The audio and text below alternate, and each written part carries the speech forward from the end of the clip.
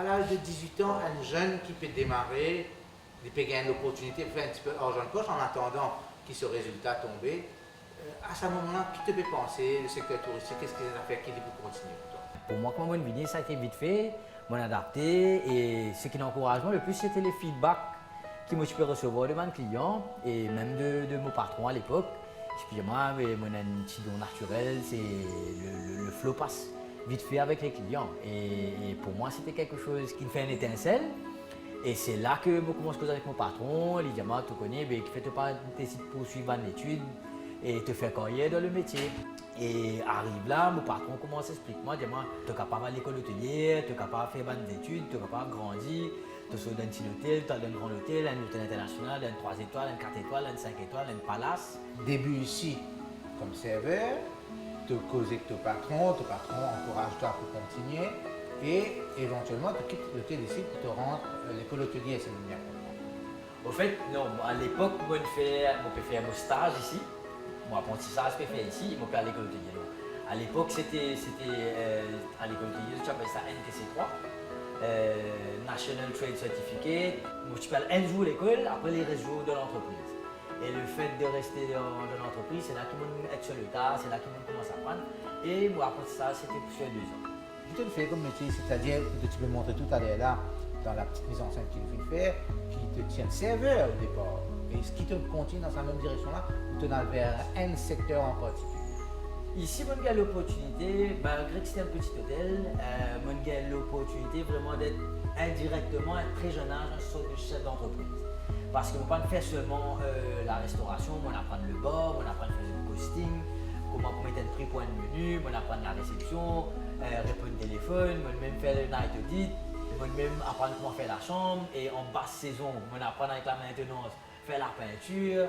Donc c'était vraiment pour moi l'école qui me fait moi aujourd'hui grandir dans ce métier.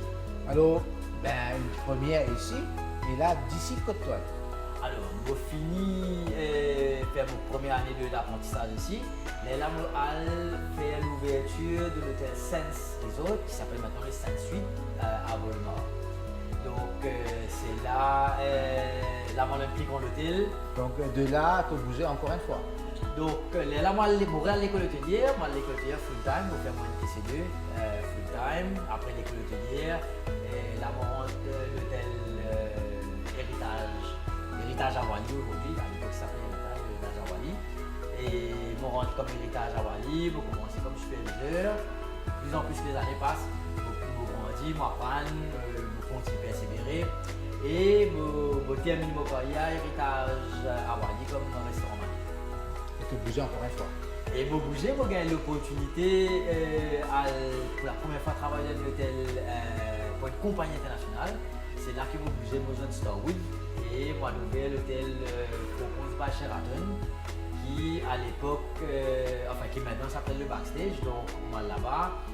Et c'est là qu'il me touche à ce qui est le niveau international.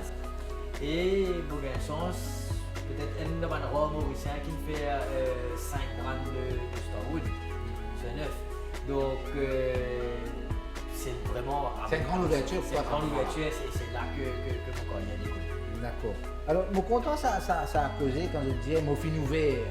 Ça lui transmet sa fierté, qui c'est pas toi qui nouvelle la faute là, mais c'était l'équipe, mais tu participes dedans et ça quelque part, un fil qui continue dans ta carrière, la majorité, pas la majorité, tous les hôteliers qui se font partie de l'équipe, mais ils ont une appartenance individuelle. Alors, nous pouvons continuer pour cause le reste de carrière, nous pouvons bouger depuis ici, nous pouvons aller à une autre place que tu fais le travail et nous pouvons continuer sa conversation.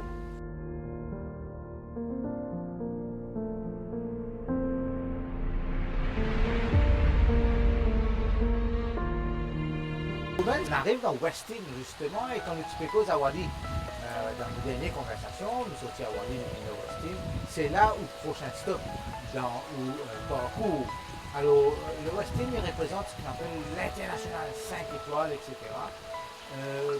Donc la progression était constante et vite même à l'époque.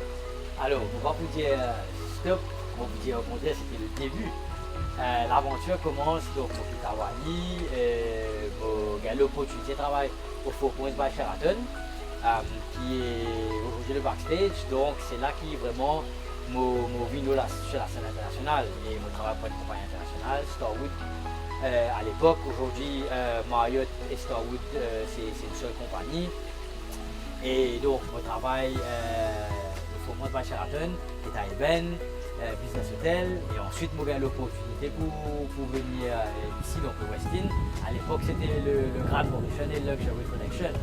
Donc c'est vraiment là qui m'a en avant sur la scène internationale. Les standards sont différents, la manière de faire est différente. Et c'est là que la connaissance vraiment commence à grandir. Et de là, j'ai sorti le Grand Mauritian, j'ai eu l'opportunité aussi de travailler un peu au Méridien. Et ensuite, c'est là que je prends mon envol, moi je travaille au W aux Maldives. Donc je fais pratiquement 2 ans aux Maldives pour ensuite revenir à Maurice. Donc je passe 2 ans au Saint-Gérand. Toujours reste dans une chaîne internationale. Le Saint-Gérand c'est une autre jolie expérience encore une fois. Parce que le Saint-Gérand, c'est le one and only. C'est une référence, ça a toujours été une référence et on va dire c'est pas comme ça qu'ils nous rentrent dans Saint-Gérand. On prend toujours l'exemple un peu comme une équipe de foot. Le Real Madrid est là, mais pas tout le monde qui cache le Real Madrid. Donc on gagne cette opportunité là. Et ensuite, comme on finit le Saint-Gérand, on tous encore un gros calibre. On gagne l'opportunité de travailler aussi au Saint-Régis Maurice, qui récemment aussi a été rebrandé dans JW Marriott. Mais mon cardio, l'expérience qui m'a acquis en travaillant pour Starwood était énorme. Et aujourd'hui, c'est un de mes points qui me manque moi, qui me fait moi arriver à la Justement, je suis content de poser la question qu'ici, il occupe une position de responsabilité. Peut-être ce qu'on appelle le middle management, ou sorti des humbles commencements, ou un middle management. Quel est le point marquant de l'étape là? On va dire, comme sorti, où tu as travaillé, et là où vient le responsable des autres. Qui est difficile et qui fait mort? Difficile, c'est de trouver quelqu'un qui est notre idole. Parce que nous payons un là, nous gagnons plusieurs. Enfin, là, comme le rentre Grand Mauritian, comme assistant food and beverage manager. Et c'est vrai que nous payons un idole, nous avons pas mal de personnes qui l'inspirent à moi. Et donc le plus gros challenge, c'était vraiment de pouvoir trouver le juste milieu. Et après, aussi, un fait marquant, c'est commencer ma carrière comme trainee waiter pour arriver en middle management. Mais mon retrouvement au milieu avec le personnel et le management. Et c'est vrai que pour essayer de ramener tous les deux ensemble, ça a été un peu compliqué, ça a été un peu challenging. C'est le début qui aujourd'hui, quelque part, au final, arrive GM d'un hôtel pour même. Exactement. Alors, on pose la question, au final, assez bougé dans votre carrière, au final, au moins 6-7 ans. Est-ce qu'il dans l'hôtellerie aujourd'hui, ou même à l'époque, c'était quelque chose de normal, qui pour capable de progresser, peut-être petit bon qui vous bougez? Est-ce que le management de l'hôtel que tu étais, tu prends ça bien, dans le sens que tu dis, ok, Ben se fait progresser, tu fais une promotion, nous laisser aller? Il y a 2 facteurs qui prennent en considération. Premièrement, bouger si vous n'êtes pas content que tu étais, si vous avez une carrière plane qu'il fait pour vous et tout, vous pouvez rester stagné, là oui, les opportunités viennent. Mais après, vous connaissez, la chose la plus importante, c'est qu'aujourd'hui, moi dans mon carrière, j'ai cette chance-là, je travaille dur, que tout le monde fait mon nom. Et ensuite, c'est les autres compagnies qui viennent vers moi, comme ça, ben, ils une position pour toi, est-ce que ça intéresse toi? Donc, je crée mes chances, je crée mon opportunité en étant sérieux, travaillant dur. Et comme je fais mon nom, c'est là que du coup, une compagnie vient de travail.